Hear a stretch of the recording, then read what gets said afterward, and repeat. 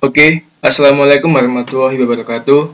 Perkenalkan, nama saya Fahrial Naurana Diva, NRP 103118 1000007. Di sini saya akan mempresentasikan simulasi dari tugas besar Electric Dev.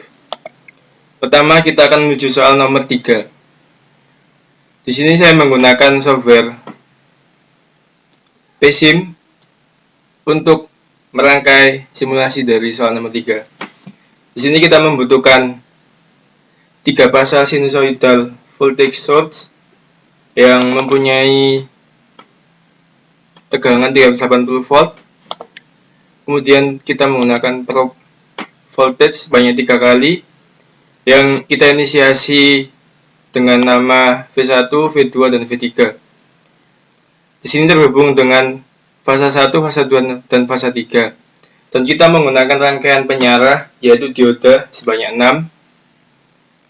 Kita menggunakan probe current untuk mengetahui arus yang keluar. Dan di sini ada sebagai penampil dari arus DC yang telah arus AC yang telah melalui proses penyarah menjadi ke arus DC. Yang di sini masih 500 volt untuk tegangannya.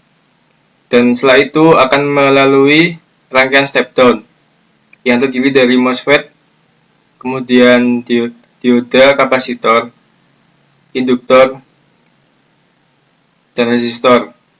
Untuk pada saat ini, VDC-nya mempunyai nilai sebesar 25 volt, sedangkan pada kita ukur di voltmeter menjadi 24 volt. Dan kita akan menghubungkan tegangan output final dari VDC menuju ke motor DC. Di sini kita menggunakan sensor kecepatan dan sensor torsi untuk mengetahui berapa RPM dan torsi yang terbentuk. Dan kita menggunakan mechanical load sebagai beban untuk motor DC-nya. Di sini kita menggunakan simulation control dengan waktu 0,1 second. Mari kita coba simulasinya.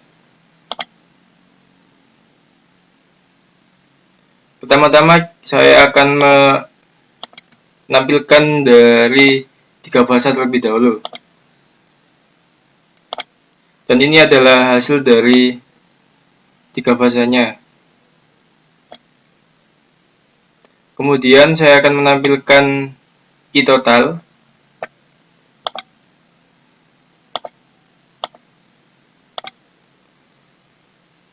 I total di sini mulai dari 0 akan naik sampai ke titik maksimal sebesar 0,004 ampere. Setelah itu kita akan menampilkan Vout dari penyarah yang masih mempunyai besaran tegangan 500 volt.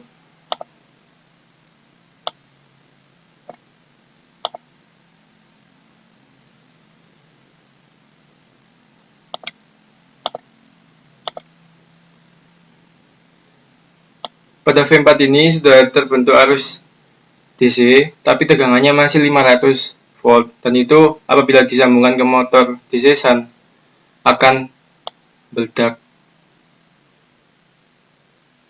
Kemudian saya akan menampilkan arus dari VDC dan voltmeter.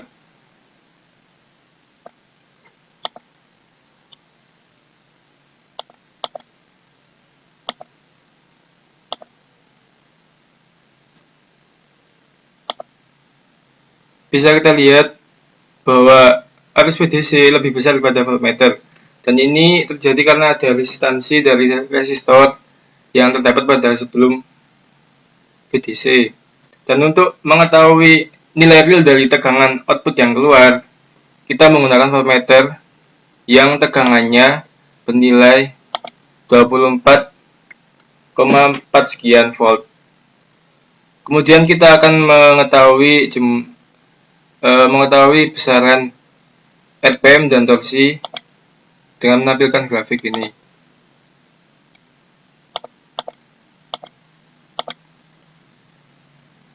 Ini adalah grafik dari RPM dan torsi. Untuk RPM dan torsi sendiri terdapat delay atau noise. Hal ini disebabkan karena DCSUN mempunyai starting yang sedikit delay, yaitu antara waktu 0 sampai dengan 0,38.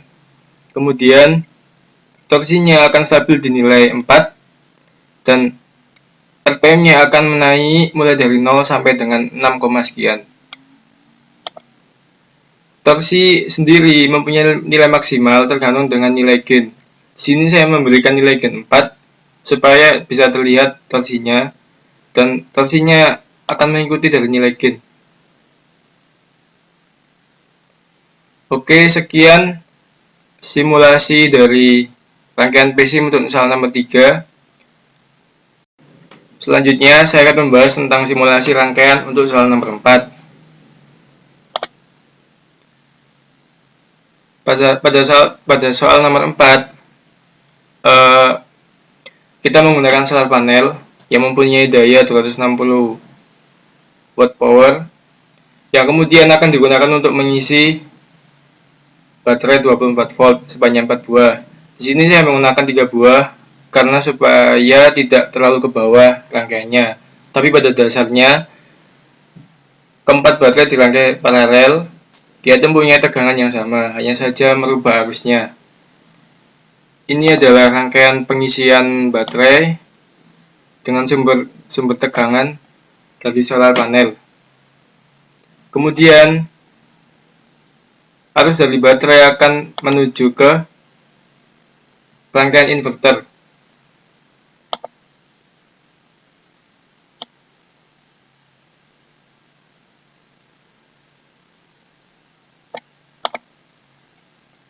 Ini adalah rangkaian inverternya. Di sini saya menggunakan 3 buah rangkaian trafo untuk memperoleh tegangan 3 fasa yang akan dihubungkan dengan motor 3 fasa. Namun pada saat sudah menjadi arus AC, terlebih dahulu akan masuk ke dalam Arduino Uno yang akan dihubungkan juga dengan rangkaian RTC untuk mengetahui data agar terjadi secara real time. Oke, saya akan menunjukkan rangkaian dari Arduino-nya. Ini adalah rangkaian dari Arduino. Setelah melalui Arduino, maka sinyal AC sudah siap untuk menuju ke motor 3 fasa. Jadi untuk setiap outputan rangkaian trafo akan menuju ke motor 3 fasa. Dan motor 3 fasa akan berjalan sesuai dengan tegangan dan kita akan memperoleh nilai RPM-nya.